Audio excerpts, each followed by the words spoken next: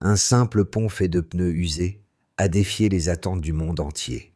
En 3 mois, ce projet audacieux au Burkina Faso est devenu un symbole de transformation locale, défiant les normes internationales.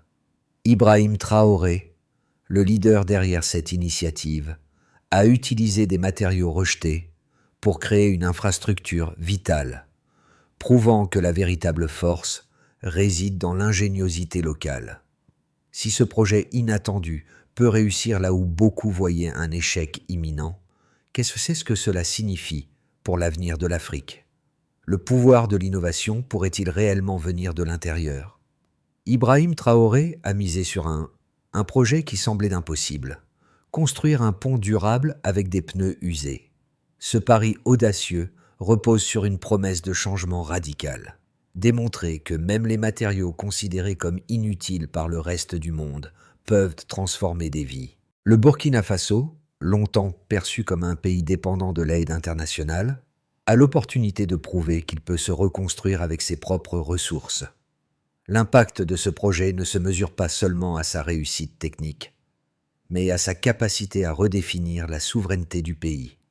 Si ce pont fonctionne, il pourrait ouvrir la voie à une révolution économique et culturelle à travers toute l'Afrique, en montrant que les solutions locales peuvent apporter des changements durables. Mais ce défi est risqué. Ibrahim Traoré saura-t-il tenir sa promesse face aux attentes et aux critiques? Le premier pont en pneus au Burkina Faso a résisté aux crues saisonnières, défiant les prédictions des experts étrangers.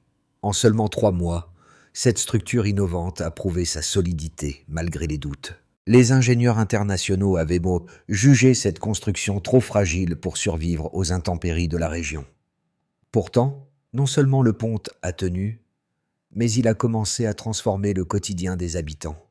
Ce qui semblait être un projet insignifiant est devenu une vitale infrastructure, reliant des communautés isolées et améliorant la vie des villageois.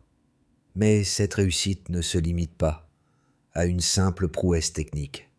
Elle est le symbole d'une réorientation plus large, où les ressources locales sont réutilisées de manière ingénieuse pour répondre à des besoins essentiels.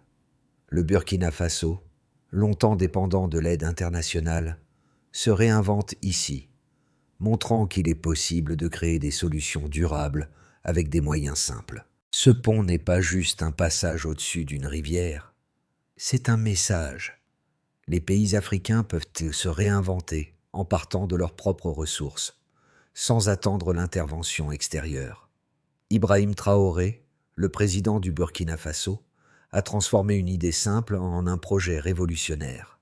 Ancien militaire, il n'a pas choisi la voie traditionnelle de la politique, mais plutôt une approche pragmatique et audacieuse. Utiliser les pneus usés comme matériaux pour construire des ponts. Ce choix n'était pas seulement un geste symbolique, mais une stratégie bien pensée pour prouver que le pays pouvait se redresser par ses propres moyens. Dès les premiers tests, les résultats ont été surprenants. Les habitants ont vu dans ces ponts non seulement une solution à leurs problèmes de transport, mais aussi un symbole de leur propre potentiel. Dans un pays souvent perçu comme dépendant de l'aide extérieure, ce projet a été un moment décisif. Les premières structures ont permis aux commerçants de transporter leurs marchandises plus rapidement, aux élèves d'aller à l'école même pendant les crues, et aux agriculteurs de vendre leurs récoltes avant qu'elles ne pourrissent. Ce n'était pas seulement une amélioration pratique, mais une transformation sociale. La réussite de ces ponts apportait un changement visible et immédiat dans les vies de milliers de personnes, tout en envoyant un message fort. L'autosuffisance et l'innovation locale peuvent être le moteur du changement. Le projet des ponts et en pneus au Burkina Faso a commencé sans grande annonce, mais l'impact a été immédiat. Les premières étapes ont consisté en des tests simples. Des équipes locales ont testé la résistance des pneus sous la chaleur extrême du Sahel. Le résultat a été au-delà des attentes. En 3 mois, le premier pont, modeste dans sa conception mais solide dans sa structure, a résisté à des conditions climatiques extrêmes et aux crues soudaines de la saison des pluies. Ce succès initial a été un déclencheur pour d'autres communautés. Des commerçants, des agriculteurs et des écoliers ont rapidement bénéficié de cette nouvelle infrastructure. Les commerçants pouvaient traverser plus rapidement et sans risque les zones inondées, ce qui a amélioré leur productivité et leurs revenus. Les élèves, qui manquaient souvent l'école à cause des inondations, pouvaient désormais y accéder, assurant ainsi une régularité dans leur éducation. Les agriculteurs, quant à eux, ont vu leurs récoltes arriver plus rapidement sur les marchés, réduisant ainsi les pertes liées aux détours et aux intempéries. La réussite de ce premier pont a attiré l'attention des médias étrangers, qui, d'abord sceptiques, ont dû admettre que cette solution simple fonctionnait bien mieux que prévu. Un changement majeur était en marche. Les communautés locales avaient trouvé une solution qui répondait à leurs besoins immédiats, sans attendre l'aide extérieure. Cette initiative a ouvert la voie à un changement radical dans la manière de concevoir le développement au Burkina Faso. Les effets du projet des ponts en pneus sont désormais mesurables à travers plusieurs indicateurs clés. Le premier d'entre eux est l'amélioration de l'accès aux services essentiels. Plus de 200 000 personnes vivant dans des régions rurales reculées ont désormais un accès plus rapide aux marchés, aux écoles et aux centres de santé. Cela représente une amélioration considérable de leur qualité de vie, notamment pour ceux qui étaient contraints de faire des détours longs et risqués pendant la saison des pluies. Les autorités locales ont observé que les trajets sont désormais plus sûrs et plus rapides, réduisant le temps nécessaire pour atteindre des points de service cruciaux. Le deuxième indicateur est l'augmentation du commerce local. Dans les zones équipées de ces ponts improvisés, les échanges commerciaux ont augmenté de 30%. Ce chiffre est particulièrement significatif dans des régions où le commerce était souvent entravé par des inondations ou des conditions de transport difficiles. Les commerçants peuvent désormais effectuer plusieurs voyages par jour au lieu d'un seul, ce qui a directement conduit à une augmentation de leurs revenus. Ce changement a permis à de nombreuses familles d'améliorer leur stabilité économique et de diversifier leurs activités commerciales. Enfin, un autre indicateur important est la réduction des accidents de transport. Là où les habitants traversaient autrefois des rivières dangereuses et des troncs d'arbres glissants, les nouveaux ponts ont considérablement diminué les risques. Les autorités locales rapportent une baisse de 20% des accidents de transport dans les zones où les ponts ont été installés. Cette réduction des accidents est un signe tangible de l'impact positif de ces infrastructures sur la sécurité publique. Ces chiffres montrent non seulement que le projet des ponts en pneus a répondu à un besoin urgent, mais qu'il a également créé des changements durables dans les vies des habitants du Burkina Faso. L'initiative a démontré que des solutions locales et simples peuvent avoir un impact profond sur le développement, en offrant une alternative aux méthodes de développement traditionnelles, souvent coûteuses et dépendantes de l'aide extérieure. Le projet des ponts en pneus au Burkina Faso a suscité deux grandes visions opposées, chacune mettant en lumière une dimension différente de l'initiative. D'un côté, certains analystes internationaux estiment que ces ponts ne représentent qu'une solution temporaire, utile dans des circonstances particulières, mais incapable de résoudre les problèmes structurels de longue durée du pays. Selon cette perspective, des investissements massifs dans des infrastructures modernes et des technologies avancées sont nécessaires pour faire face aux défis économiques et sociaux du Burkina Faso. L'innovation artisanale de Traoré, bien que remarquable, n'aurait donc qu'un impact limité et ne pourrait pas transformer le pays à une échelle nationale. De l'autre côté, de nombreux défenseurs voient dans ce projet un modèle d'autosuffisance et de souveraineté locale. Ils soulignent que les solutions venant du terrain, souvent ignorées par les grands experts internationaux, sont celles qui répondent aux besoins immédiats et réels des populations. L'utilisation des pneus usés comme matériaux pour les ponts n'est pas seulement ingénieuse, elle est profondément symbolique. Elle montre qu'il est possible de créer des infrastructures durables et efficaces avec des ressources locales, sans dépendre des investissements étrangers. Ces ponts, loin d'être une solution provisoire, sont perçus comme le début d'un processus de transformation plus large, où chaque communauté peut prendre en main son propre développement.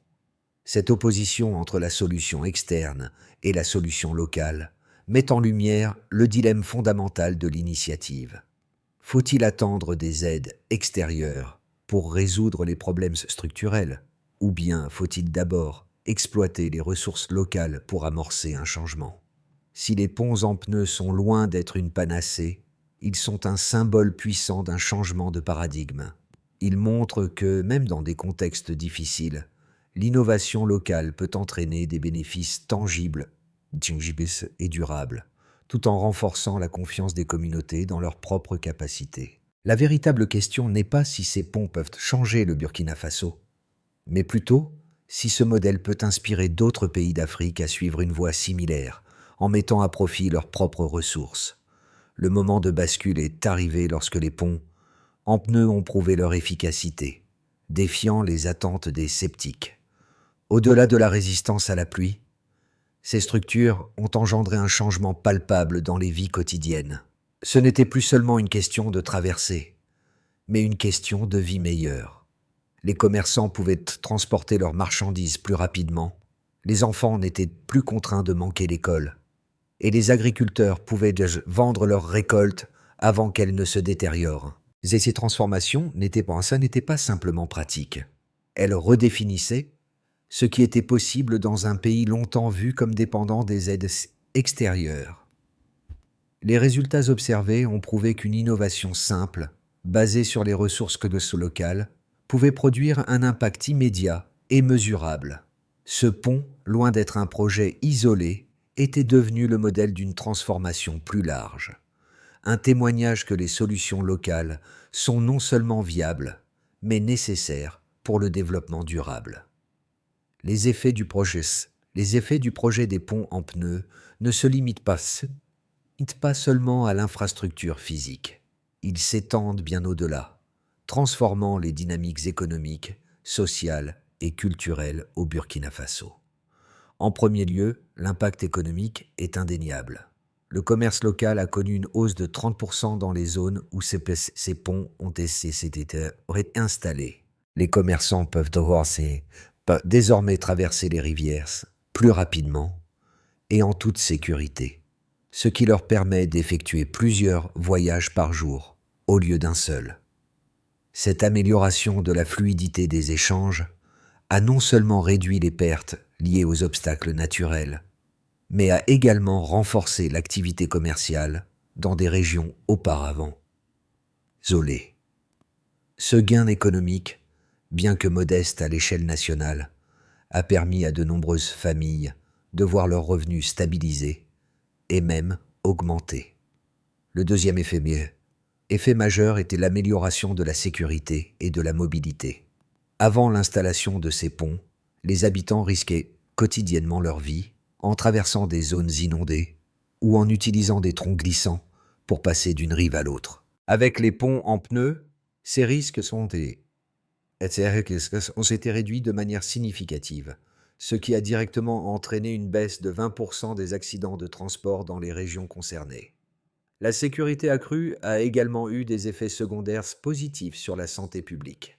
Les infirmiers peuvent désormais atteindre plus rapidement les villages éloignés, ce qui a amélioré les soins médicaux d'urgence et la régularité des visites médicales. Les familles ont également constaté que leurs enfants pouvaient désormais aller à l'école en période de crue, ce qui a entraîné une hausse de 15% de la fréquentation scolaire. Un autre aspect crucial de ce projet est son effet sur les mentalités. Les habitants du Burkina Faso ont commencé à croire en leur capacité à créer des solutions à partir de leurs propres ressources, sans attendre l'aide des organisations internationales. Ce changement de perception a eu un impact culturel profond. Le projet a renforcé l'idée que l'innovation n'a pas besoin de venir de l'extérieur pour être efficace. L'usage des pneus usés comme matériaux de construction a également permis de redéfinir les notions de durabilité et de récupération des ressources.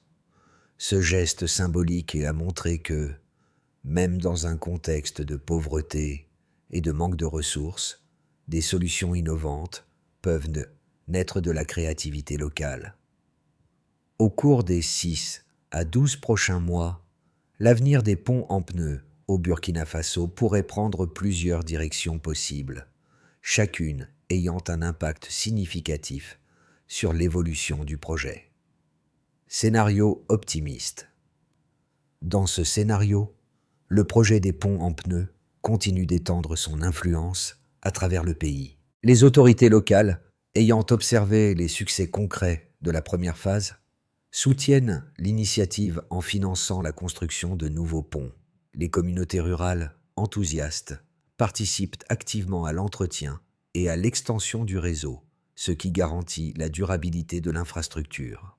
Le modèle des ponts en pneus devient un exemple pour d'autres pays de la région, et des délégations du Mali, du Ghana et du Nigeria viennent observer le succès burkinabé.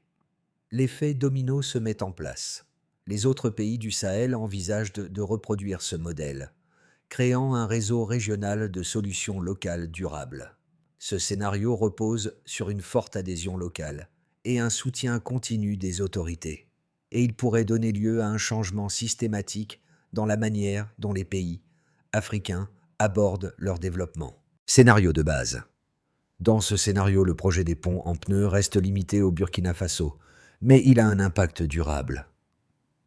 Les ponts continuent de remplir leur rôle en améliorant la mobilité des populations rurales, mais le projet ne se développe pas à la vitesse espérée. Les communautés locales restent impliquées, mais sans un soutien financier massif de l'État ou d'investissements externes, l'expansion reste lente.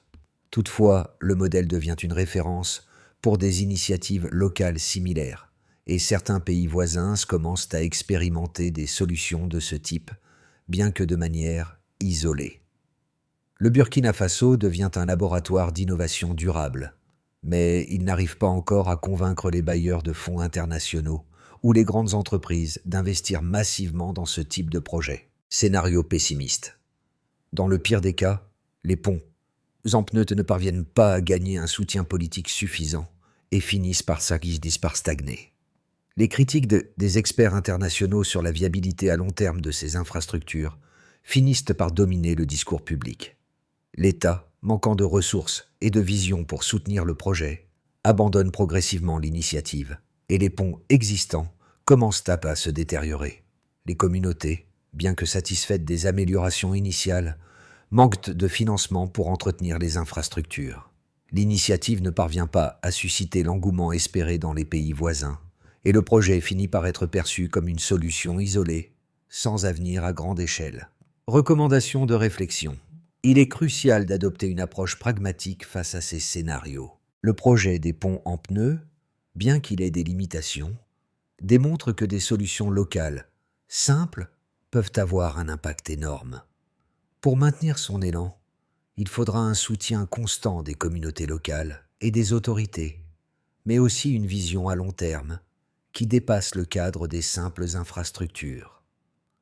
L'avenir du Burkina Faso et, potentiellement, de l'Afrique pourrait se jouer dans cette capacité à réinventer son développement avec ses propres ressources, sans attendre une aide extérieure. Le projet des ponts en pneus touche directement les vies de milliers de personnes, mais son impact va bien au-delà de ces communautés rurales.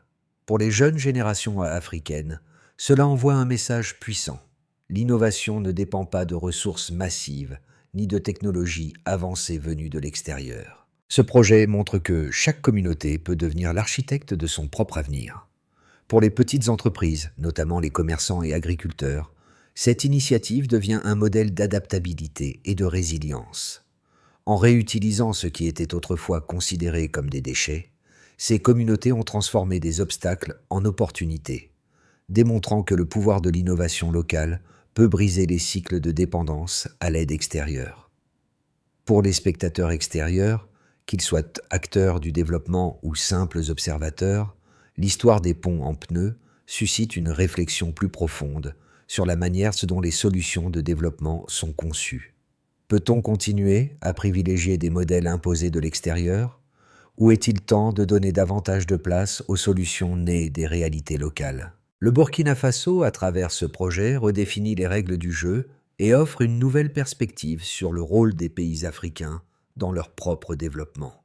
Ce n'est pas simplement une histoire de pont, c'est une histoire de réappropriation, de changement de mentalité et d'affirmation de la souveraineté locale. Un message puissant se dégage. Même les ressources les plus modestes peuvent être utilisées pour créer un avenir meilleur, si l'on ose penser différemment et si l'on agit avec détermination.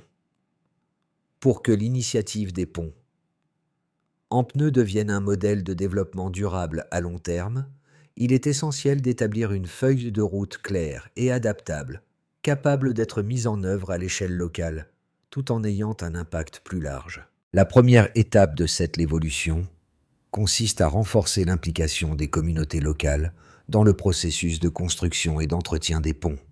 La formation des artisans locaux et des jeunes sur les techniques de construction et de maintenance des ponts en pneus permettra de garantir leur pérennité tout en créant des emplois et en renforçant les compétences locales. Ensuite, il est nécessaire de renforcer la collaboration avec les autorités locales pour cartographier les zones les plus vulnérables et stratégiques afin de prioriser les régions qui bénéficieront de ces infrastructures. Les gouvernements locaux doivent être impliqués dès le début, en s'assurant que les ponts s'intègrent dans un réseau cohérent et qu'ils répondent aux besoins réels des populations. La création d'un système de suivi et d'évaluation à l'échelle communautaire permettra de mesurer l'impact de ces ponts et d'adapter les solutions en fonction des retours des habitants. Enfin, pour étendre le modèle au-delà des frontières du Burkina Faso, il sera essentiel de partager cette expérience avec d'autres pays d'Afrique en organisant des sessions de formation et des échanges entre les pays. La diffusion de ce modèle à l'échelle régionale nécessitera un soutien technique et financier, mais aussi une volonté politique forte pour permettre à ces solutions locales de se développer sans dépendre exclusivement de l'aide internationale. Ce processus de réplication doit être flexible, laissant de la place à l'adaptation des solutions en fonction des spécificités locales. En structurant une feuille de route pragmatique mais ambitieuse, cette initiative pourrait non seulement transformer les infrastructures locales, mais aussi redéfinir les pratiques de développement en Afrique, en mettant l'accent sur l'autosuffisance et l'innovation locale. Le pont en pneus du Burkina Faso n'est pas seulement une infrastructure, c'est un symbole de résilience et de créativité. Ce projet a transformé une ressource souvent négligée en un levier puissant de changement. Pour les habitants, c'est bien plus qu'une simple traversée. C'est la preuve que, même dans les conditions les plus difficiles, il est possible de trouver des solutions, d'innover et de se relever. Ibrahim Traoré, avec son approche audacieuse, a montré que la véritable force d'un pays ne réside pas dans l'aide extérieure, mais dans sa capacité à se réinventer par ses propres moyens. Les ponts en pneus incarnent ce qui est possible lorsque les communautés prennent leur avenir en main. En reliant des rives, ces ponts ont aussi rapproché des espoirs, des rêves et des aspirations. Ils témoignent de la détermination d'un peuple à ne pas rester spectateur de son propre destin. Ce n'est que le début d'une transformation qui pourrait inspirer toute l'Afrique. La véritable question est, si ce modèle fonctionne ici, pourquoi ne pas l'étendre à d'autres régions et créer un réseau d'innovation locale pour l'avenir du continent? Ce projet ne se limite pas à un simple exploit technique. Il devient un modèle de développement durable et autonome.